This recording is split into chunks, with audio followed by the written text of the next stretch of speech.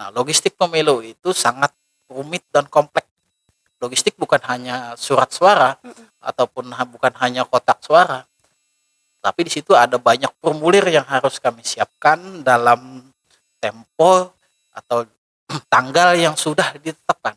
Jadi kami harus menyiapkan itu harus tepat waktu, tepat jumlah, karena jumlahnya Mbak Weni nggak boleh lebih di TPS itu.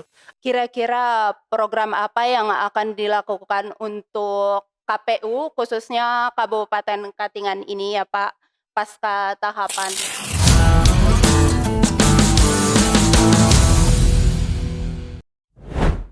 Halo teman-teman pemilih, selamat datang di podcast KPU Kabupaten Katingan.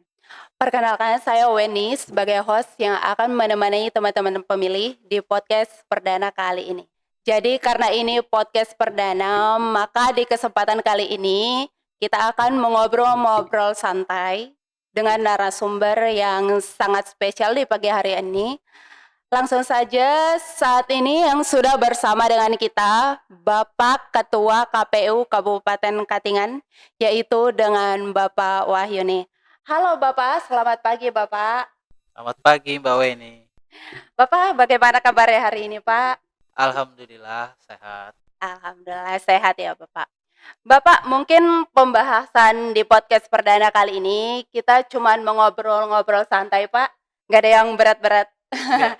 Mungkin pembahasannya tentang terkait pelaksanaan pemilu pilkada, kemudian kegiatan pasca tahapan pemilu dan pilkada. Baik Bapak, sebelum kita masuk nih Pak ke dunia kepemiluan, teman-teman pemilih nih Pak pada penasaran. Boleh gak Pak diceritakan sedikit latar belakang Bapak sebelum menjadi ketua KPU? Oke, terima kasih Mbak Weni atas kesempatan pertama kita di podcast ini. Jadi sebelum saya di KPU, saya sedikit bercerita tentang latar belakang.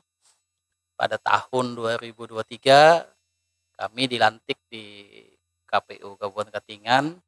Itu kalau saya tidak salah itu di tanggal 24 September. Jadi sebelum saya di KPU 5 tahun dulu di Bawaslu Kabupaten Katingan di lembaga pengawas dan 1 tahun sebagai Panwas Kabupaten. Jadi memang backgroundnya 6 tahun ke belakang itu di lembaga pengawas pemilu. Nah, di 2023 hijrah ke KPU yang semula mengawasi KPU, sekarang saya melaksanakan secara teknis permasalahan pemilu. Dan alhamdulillah ini tahun kedua mau menuju tahun ketiga di masa jabatan 2023-2028 di KPU. Baik. Berarti Bapak dulu di Bawaslu ya Pak ya? Betul. Kemudian masuk ke KPU. Totalnya itu kira-kira berapa tahun tuh Pak? Kalau di Bawaslu itu 5 tahun, 1 periode. Di Panwas Kabupaten itu 1 tahun lebih. Jadi kalau untuk Panwas dulu itu tidak terhitung periodisasi karena keluar aturan perundang-undangan Undang-Undang 7 itu, maka Panwas langsung dijadikan Bawaslu melalui beberapa syarat seleksi. Jadi alhamdulillah di 2018 saya Panwas dulu di 2017 itu menghadapi Pilkada 2018. Setelah selesai Pilkada 2018, lalu sesuai ketentuan perundang-undangan beralih ke Badan Pengawas. Jadi secara serentak se-Indonesia kami dilantik dulu di 2018. Seingat saya itu di tanggal 18 Agustus 2018. Jadi 1 periode di Bawaslu, di Panwas itu nggak terhitung periodisasinya. Wah, udah lama lah ya Pak ya. Ya, kalau dihitung sampai hari ini mungkin dari 2017 ya sekitar 8 tahunan lah. 8 tahunan ya Pak ya. Oke, baik Bapak. Kira-kira Pak motivasi utama yang mendorong Bapak nih terjun ke dunia kepemiluan itu apa ya Pak? Dan kenapa akhirnya menjadi ketua KPU? Iya, terus terang ya motivasi mungkin karena melihat perkembangan demokrasi saat ini, saya meyakini demokrasi itu semakin hari semakin baik. Oleh sebab itu, kami atau saya yang mulai dari awal itu berkecimpung di dunia kepemiluan, merasa tergugah untuk bisa ikut langsung menjadi pelaku penyelenggara pemilu. Dan syukur alhamdulillah di usia 30 tahun dulu kemarin waktu di Panwas itu syarat minimal untuk menjadi penyelenggara tingkat kabupaten. Nah, saya terpilih dan setelah melewati satu periode di Bawaslu, rezekinya alhamdulillah di KPU. Dan juga syukur alhamdulillah di periode 2023-2028 saya diberikan amanah oleh kawan-kawan untuk menjadi ketua untuk bisa menakodai lembaga KPU Kabupaten Katingan. Kalau kira-kira yang ada nggak Pak sosok yang berpengaruh gitu dalam perjalanan hidup Bapak gitu? Kalau sosok yang paling berpengaruh ya banyak sih sebenarnya. Faktor pendukungnya tentunya adalah keluarga. Keluarga tentunya sangat support dengan apa yang saya lakukan, apalagi ini terkait dengan pengabdian. Pengabdian dalam hal kepemiluan tentunya keluarga sangat mendukung, apalagi terutama istri dan anak ya. Karena saat ini saya mempunyai satu istri dan satu anak. Dan alhamdulillah selama perjalanan dari 2017, 2018 Bawaslu, keluarga sangat support. Keluarga sangat support karena juga saya diberi kepercayaan oleh lembaga, tentunya keluarga juga harus support untuk karir ke depannya. Dan alhamdulillah sampai hari ini keluarga juga sangat mendukung. Kalau terkait sosok-sosok yang paling berpengaruh tentunya banyak ya. Apalagi selain keluarga juga kawan-kawan, senior-senior di organisasi itu sangat support untuk kebaikan karir saya dan juga kebaikan demokrasi yang ada di Katingan dan juga Kalimantan Tengah. Oke, baik. Berarti, yang sosok yang berpengaruh itu ada keluarga dan juga teman-teman, Betul. gitu ya, Pak, ya. Oke, Bapak, kita masuk nih, Pak, ke dunia kepemiluan. Nah, Bapak kan, tahun 2024 itu kan udah, melalui tahap pemilu ya, Pak, ya. Betul. Bagaimana kesannya, Pak, secara umum terhadap pelaksanaan pemilu tahun 2024? Pada saat pelaksanaan pemilu 2024, kami di KPU periode 2023-2028 itu pada saat pelantikan itu sudah masuk di tahapan pencalonan anggota DPR.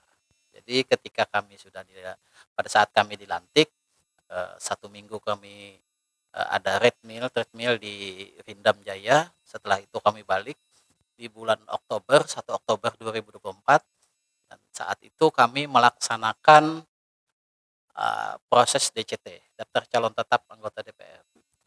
Nah, mungkin kesan pada saat kami datang di KPU Katingan ini, tahapan pemilu itu sudah berjalan sekitar 60-70%. Jadi memang pada saat itu kami diminta untuk harus terus berlari mengejar tahapan tanpa ada waktu untuk adaptasi ataupun sekedar say hello dengan kawan-kawan di sekretariat, karena pada saat hadir langsung harus melakukan tahapan-tahapan krusial. Itu momen yang saya rasa sangat-sangat berkesan ketika setelah selesai pelantikan, 1 minggu kami mendapatkan pelatihan di Rindam Jaya, balik ke daerah masing-masing, itu langsung menghadapi tahapan-tahapan penting. Itu di bulan Oktober, sementara pemilu itu di bulan Februari. Jadi Mbak Weni bisa bayangkan selama 4 bulan atau kurang lebih lah 4 bulan, kami berlima harus menyiapkan pemilu dengan sekompleks masalahnya. Dan juga kawan-kawan mungkin banyak yang terkejut dengan pola kerja di KPU, tapi syukur alhamdulillah kita bisa melewati itu. Wah, luar biasa ya, Pak, ya. Apalagi kan, Pak, pada tahun 2024 pemilu sama pilkada itu dalam 1 tahun ya Pak ya? Ya, Kalau pada saat itu pemilu hari H pencoblosan itu kan 14 Februari. Pada saat itu tahapan pilkada juga sudah mulai berjalan. Jadi tahapannya memang sangat beririsan. Pemilu belum selesai, pilkada sudah mulai. wah berarti padat banget ya Pak saat itu ya Pak ya? Kalau padat ya sangat padat. Tapi ketika proses pemilu itu berjalan dengan baik, ada rasa kepercayaan diri dari kami bahwa kami bisa melaksanakan tahapan-tahapan itu. Pak, yang paling berkesan menurut Bapak dari prosesnya itu apa Pak? Kalau dari semua tahapan pemilu, karena kami masuk di tahapan pemilu di Oktober, jadi memang tahapan yang krusial pada saat pemilu ya, kita bicara pemilu, itu tentunya persiapan SDM kami untuk bisa melaksanakan tugas di tingkat bawah. Artinya jajaran ad hoc kami harus bisa melaksanakan tugas dengan baik, karena pada saat itu kita memiliki sekitar 510 TPS untuk di wilayah Kabupaten Katingan. Jadi bisa dibayangkan 510 kali petugas KPPS itu ada 7 ditambah 2 linmas, jadi sekitar 9 dikali 510. Dan pada saat itu juga kita harus menyiapkan segala sesuatunya terkait dengan pemilu yang ada di TPS. Nah, di TPS ini barang-barang yang ada di TPS itu disebut dengan logistik pemilu. Nah, logistik pemilu itu sangat rumit dan kompleks. Jadi item-itemnya itu sangat banyak, formulir-formulir. Logistik bukan hanya surat suara ataupun bukan hanya kotak suara, tapi di situ ada banyak formulir yang harus kami siapkan dalam tempo atau tanggal yang sudah ditetapkan. Jadi kami harus menyiapkan itu harus tepat waktu, tepat jumlah, karena jumlahnya Mbak Weni nggak boleh lebih di TPS itu dan juga nggak boleh kurang.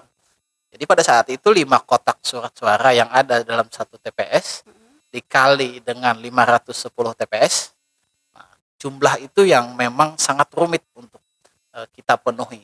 Dan syukur alhamdulillah berkat dukungan penuh dari Sekretariat KPU Katingan, jumlah logistik yang kami perlukan itu memang tepat waktu dan tepat jumlah dan tepat kualitas. Dan juga tantangan terbesar pada saat itu ialah pendistribusiannya. Distribusi logistik di wilayah Kabupaten Katingan ini sangat luas. Kita di Katingan ini ada 161 desa dari 13 kecamatan, dan jaraknya pun ada yang sangat jauh, dan juga letak geografis di Kabupaten Katingan ini salah satu kabupaten terluas di Kalimantan Tengah ini. Dan tantangan terbesarnya itu tadi, kami harus tepat waktu untuk bisa mendistribusikan logistik ini, karena sesuai ketentuan H-1 semua logistik itu harus ada di TPS. Dan syukur alhamdulillah berkat dukungan dari sekretariat dan juga seluruh jajaran dari pemerintah daerah yang ikut membantu, terutama dari pihak keamanan, kepolisian, TNI, dan juga jajaran lainnya, itu bisa kita laksanakan dengan baik. Oh, baik Pak. Berarti dalam proses itu dibutuhkan juga kerjasama yang baik ya Pak ya? Betul. Karena KPU tidak bisa melaksanakan hajatan sebesar itu tanpa bantuan ataupun partisipasi dari semua lembaga terkait. Tadi tantangan terbesarnya yang dihadapi itu berarti harus kerjasama untuk mencapai waktu yang sudah ditentukan ya Pak ya. Kalau untuk solusi dari tantangan tersebut Pak, gimana Pak? Ya itu tadi, ketika saya bercerita tentang banyaknya kerumitan yang kami hadapi, kami berusaha untuk mencari solusi terbaik ketika deadline tanggal 14 Februari pemilu ya, 14 Februari 2024 itu serentak seluruh Indonesia. Maka dari itu kami selaku komisioner di KPU Kabupaten Katingan mempunyai beberapa trik ya untuk bisa mensukseskan itu. Pertama tadi ya itu tadi, kita harus benar-benar soliditas di lembaga sendiri, terutama antara pihak komisioner dengan sekretariat. Nah, komunikasi yang baik dan juga hubungan yang baik antara sekretariat dan komisioner tentunya bisa memberikan rasa nyaman bagi sekretariat bekerja. Karena ujung tombak dari penyelenggaraan pemilu ini adalah jajaran sekretariat KPU. Itu yang pertama. Yang kedua tentunya kerjasama dengan semua lembaga vertikal dan juga pemerintah daerah. Pemerintah daerah syukur alhamdulillah pada saat pemilu itu memang support luar biasa untuk bisa mensukseskan. Karena pada saat pemilu itu ya sangat banyak partisipasi dari lembaga-lembaga terkait, dari kepolisian, dari TNI, dari kejaksaan, itu semua mereka bantu kita. Karena 14 Februari itu apapun yang terjadi harus dilaksanakan pemilu. Dan syukur alhamdulillah kita kalau bisa dikatakan sangat sukses melaksanakan. Baik, Pak. Kalau untuk partisipasi masyarakatnya sendiri, Pak, dibandingkan dengan pemilu tahun sebelumnya itu gimana, Pak? Kalau untuk angka partisipasi, syukur alhamdulillah sekali lagi saya sampaikan untuk pemilu 2024 kita meningkat. Jadi angka partisipasi itu di angka 80-an%. Sungguh luar biasa, meningkat dari tahun-tahun sebelumnya untuk pemilu ya.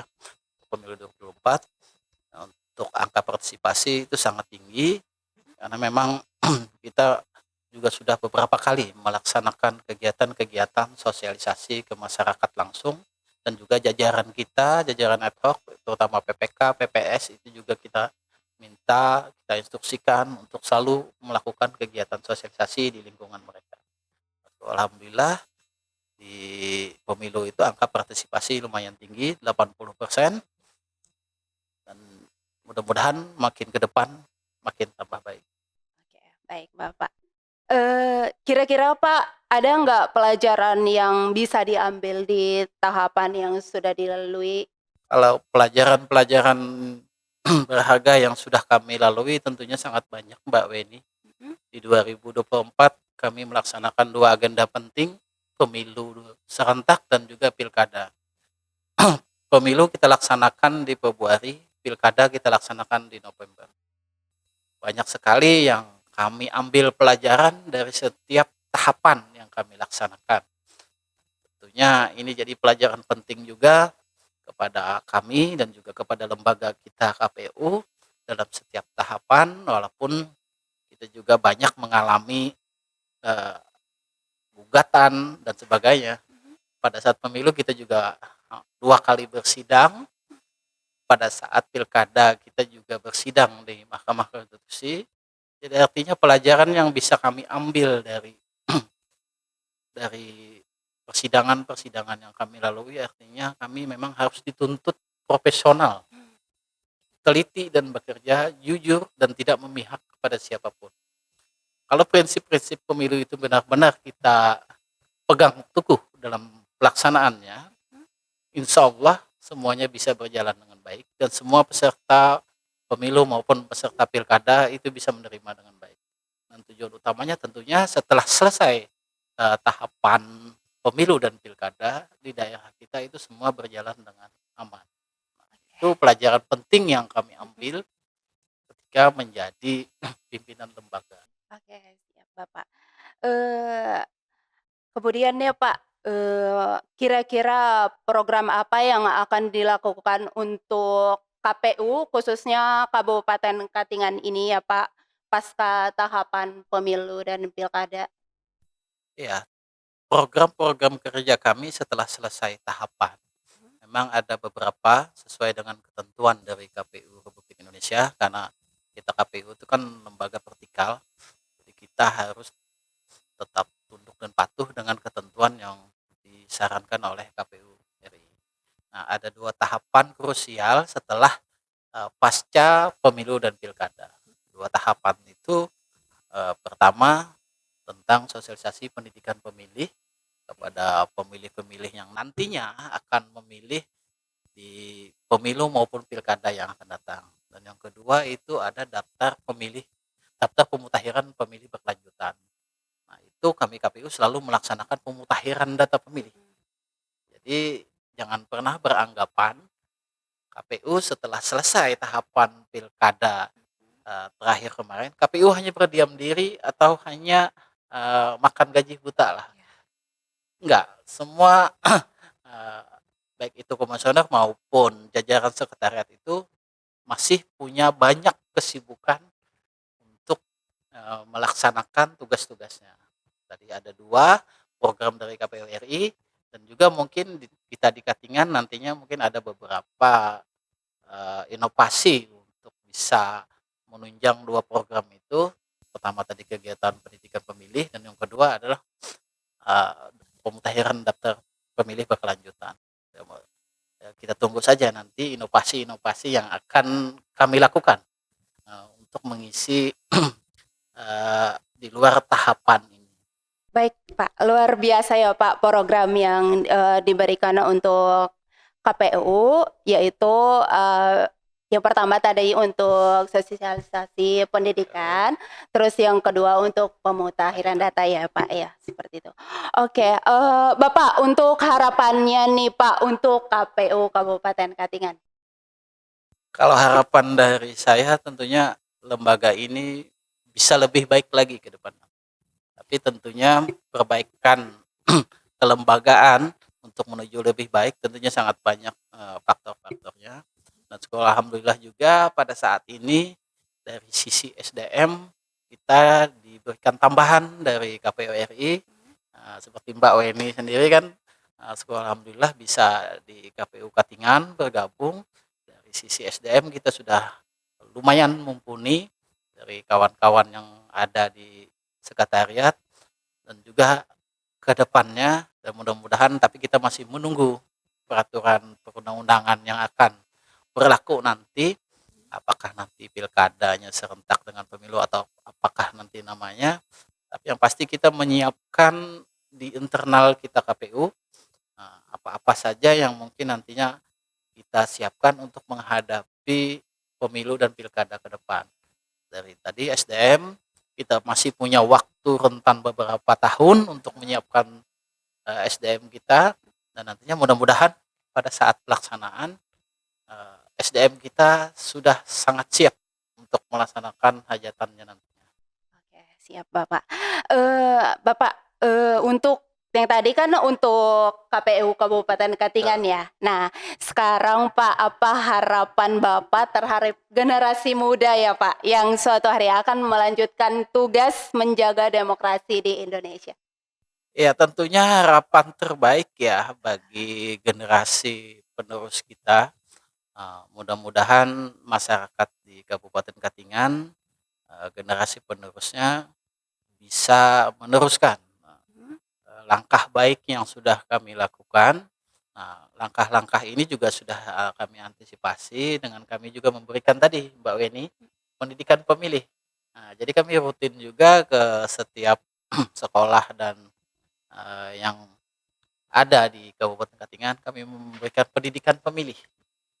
Nah, tujuannya bukan hanya memberikan pengertian kepada mereka.